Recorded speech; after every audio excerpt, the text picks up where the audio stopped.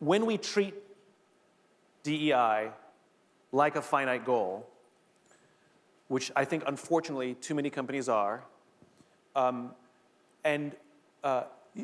here's the uncomfortable reality of all of this stuff, right?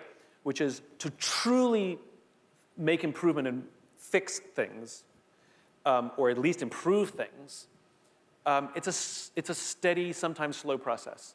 It's like rebuilding trust in a relationship. It doesn't happen with one bouquet of flowers and a really nicely written card, even if it's really heartfelt and important and necessary. It's consistency and ongoing, right? But at the same time, we need to see gestures so that we can see, remember we love a metric, we love to see that something's happening. But we see it all over the place. We see it in police reform, we see it in DEI, we see a lot of companies and communities doing the short-term stuff for show that may or may not be having the impact they need to have. I'm okay with the short-term stuff for show so long as the difficult, slow work is happening behind the scenes simultaneously, right? And great companies, as we said, like good people, and by the way, there's no competitors in the infinite game because you can't beat anybody. There's only other players, right? The only true competitor is yourself. How do we become a better version of ourselves today than we were yesterday? And so all of these things, George Floyd, the murder of George Floyd forced our nation to hold a mirror up to ourselves.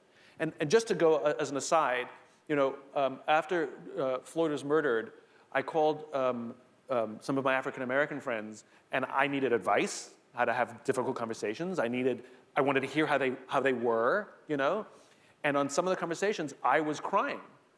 And I asked them, there's something's happened with all of them. I said, I'm crying. How come you're not crying? And they said, because I'm exhausted. They said, this is new for you. This is not new for me. This is, I lived this life. You're just seeing it for the first time because the whole scene was captured. We've been talking about this, but usually you just see the dead body in the street and we don't see what led up to it. What made George Floyd important was the camera, that we got to see it. And for people who haven't seen that, for all the reasons, it was shocking good, And so I think that when we talk about the infinite game, about a constant improvement, blaming someone for something they didn't see isn't helpful. But now that they've seen it, we say, okay, let's do that work and let's go through the constant improvement. Like, what are the things that we can do inside our company so this is not for show and temporary and fashionable, but this becomes part of our growth, part of who we are. That we become more aware of these things, we have systems in place, we have different kinds of metrics, we have different kinds of incentives, we have different kinds of practices. We've implemented things like listening skills.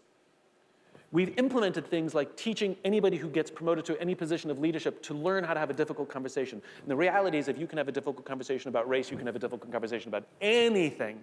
Your performance is not doing so great. That's a difficult conversation. So I think this is a massive opportunity, like any learning opportunity, for personal growth. And companies go through personal growth like people go through personal growth.